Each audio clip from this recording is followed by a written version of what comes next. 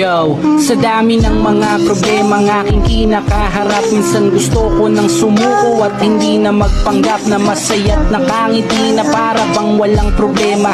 Lumaban man ng patas, ganun pa rin ang sistema. Walang kwenta na ang buhay, yan ang sabi ko noon. Ngunit kumapit, nagtiwala lang sa Panginoon. Madapa at masugatan man ako sa tinatahak, alam kong to'y pagsubok lang at di niya ko ipapahamak. Patawad po Ama kung ako'y makasalanan, at salamat po Ama, hindi mo ko pinabayaan. Ikaw naging sandalan nung ako ay balisa.